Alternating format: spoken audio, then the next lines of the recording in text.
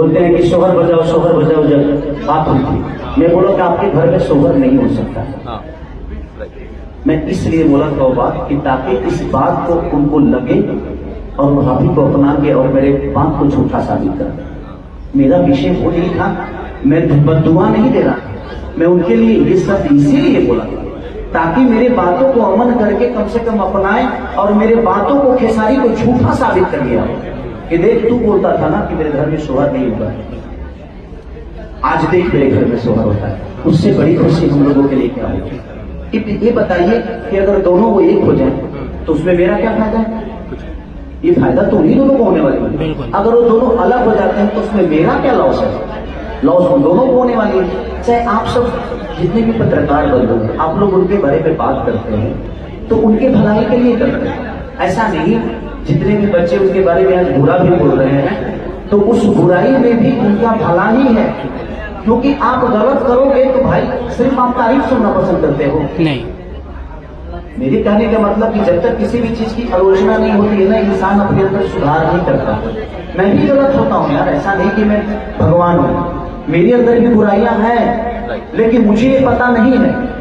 आपको बताना पड़ेगा कि भैया आप यहाँ पे गलत हैं, क्योंकि आपकी कोई भी चीज आपको समझ में नहीं आती है, लोगों को समझ में आती है कि आप कितने सही हैं और कितने गलत हैं। तो मैं इसलिए मैं तो चाहता ही नहीं कि आप उनके सवाल नहीं, मगर खेसारी जी सवाल इसलिए है ना कि वो भी चुनाव में हैं, आपके बारे में भी चुनाव में कहा जा रहा है। अब वो जब वीडियो वायरल हुआ रोते हुए, उनकी पत्नी रो रही थी और सारी बातें आपने भी देखी होंगी। उसके बाद पवन सिंह एक इंस्टाग्राम पे स्टोरी डालते हैं कि वो टिकट मांगने आई थी और टिकट का जब बात नहीं हुआ हम बोले कि कैसे टिकट मांगने ये कौन सा विषय हो गया? अमित शाह जी हैं, उनका टिकट आज तक मिला है जो दुनिया को टिकट दे रहे हैं, ये कौन सा विषय हो गया?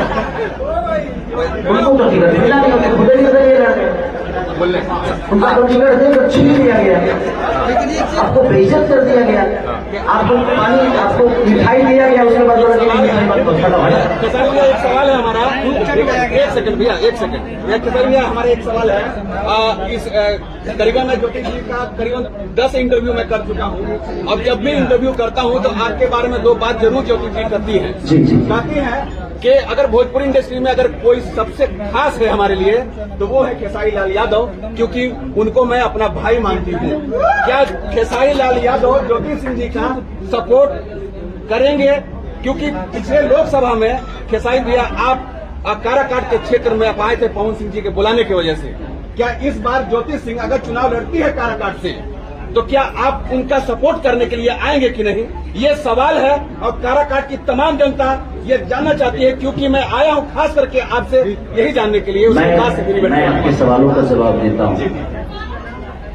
अगर ज्योति जी को कोई टिकट दे या ना दे, मैं पूरे बिहार की जनता से बात कहना चाहता हूं कि उस महिला को कोर्ट ने अभी तक कोई डिसीजन नहीं दिया, उस महिला को पति से इंसाफ नहीं मिल रहा। एक बार अगर वो निर्दलीय भी आती है ना तो आप लोग उस औरत, उस महिला को, एक उस बहन को, उस मेरी भाभी को, उस माँ को, क्योंकि जिस हिसाब से वो मुझे भाई ही नहीं, मैं उनकी अगर बोल भी अगर रिश्ते से जोड़ा जाए तो वो मेरी माँ भी हो गई, मैं उनका बेटा भी हूँ, और भाभी हमेशा माँ के सम्मान ही होती है। तो मैं एक बेटा होने के नाते मैं उस माँ के लिए बोलता हूँ कि अगर वो